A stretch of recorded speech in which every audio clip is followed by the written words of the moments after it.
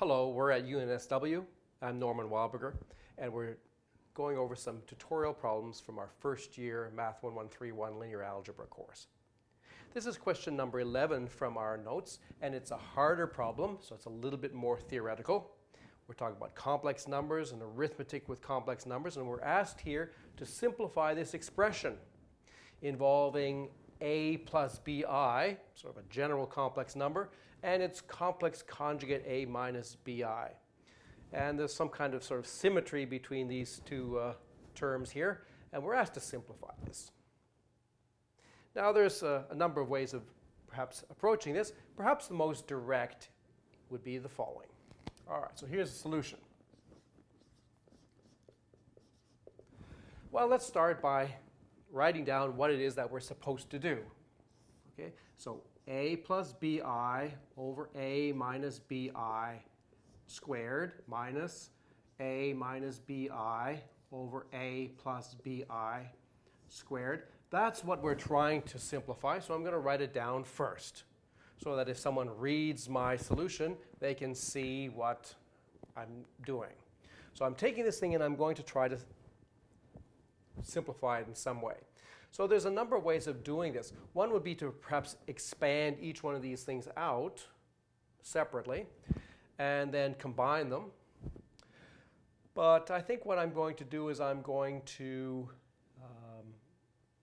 combine them put them together before I simplify them, because I noticed that there's an a minus bi in the denominator here and a plus bi in the denominator there. And I don't know if I multiply those two things together, I'm getting the quadrants of this complex number, in other words, the square of the modulus.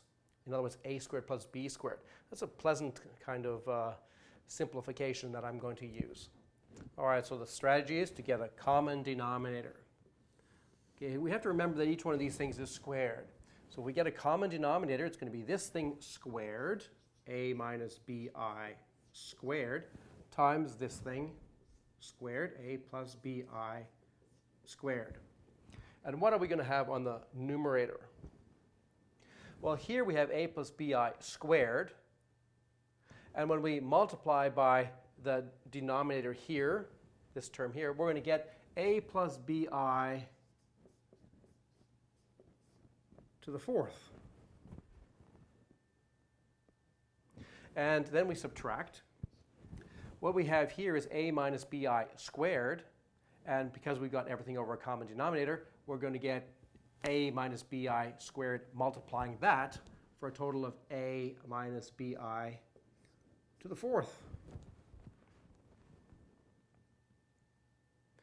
Okay, so that's good. Now what happens next? Well, we have to perhaps remind ourselves, how do we multiply out a binomial of the form a plus bi to the fourth? Well, of course, I hope you all remember that Pascal's table is what you use when you're expanding something like that out. So maybe over here, 1, 1, 1, 1, 2, 1, 1, 3, 3, 1, 1, 4, 6, 4, 1. This is the relevant row of Pascal's triangle that gives us the coefficients when we expand something like a plus b to the fourth out. So when we expand out the top, well, we are going to get a whole bunch of terms. So let's give ourselves lots of room. So let's start with a plus bi to the fourth, which is going to be a to the fourth plus 4a cubed times bi plus 6a squared bi squared plus 4a bi cubed, and finally bi to the fourth. That's this term expanded out using the binomial theorem. And now we have to subtract. So let me do that here. We're going to subtract the second term, which is very much like this, except that the bi's are replaced with minuses. So we have a to the fourth plus 4a cubed. Now there's a minus bi here. 6a squared minus bi squared. 4a minus bi cubed plus minus bi to the fourth. So that's all of that. And all of that, maybe I'll put the whole thing in brackets, is divided by the denominator. And the denominator can be rewritten as a minus bi times a plus bi all squared.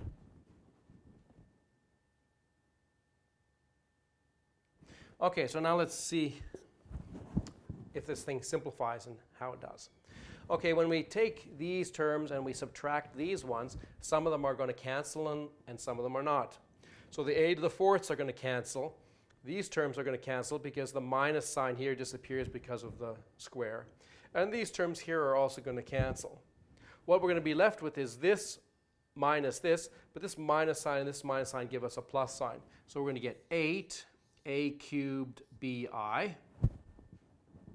And here, when we take this minus this, there's a minus sign here and a minus sign here that will combine to give us a plus. So we'll get plus 8. And now we have a bi cubed. And what do we have on the bottom? Well, a minus bi times a plus bi, that's the quadrants of the complex number, a squared plus b squared. And all of that has to be squared. Okay, a little bit of simplification we can do here because the I cubed is the same as minus I. So this is 8a cubed b minus 8ab cubed I. And I forgot the I there. Better not forget that. All over a squared plus b squared all squared. And can we simplify that a little bit? Well, yes, we can, because there is a common factor here. What's the common factor? Well, there's an 8, an a b, and an I that's common. So we could write that out. 8a b I. And then what's left is a squared minus b squared over a squared plus b squared squared. And probably it's a little bit more aesthetically pleasing if I put that I not in the middle there, but rather at the end.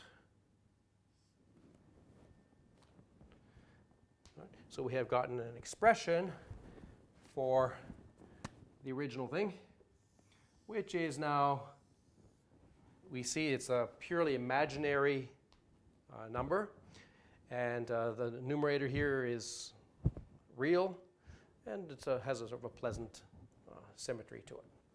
So that's a harder problem because, first of all, we're dealing with variables a and b rather than numbers, and because we're using the Pascal expansion, and we have to keep track of things rather carefully to make sure that the cancellation that we've done is correct. But sort of a satisfying, pleasant result at the end of it.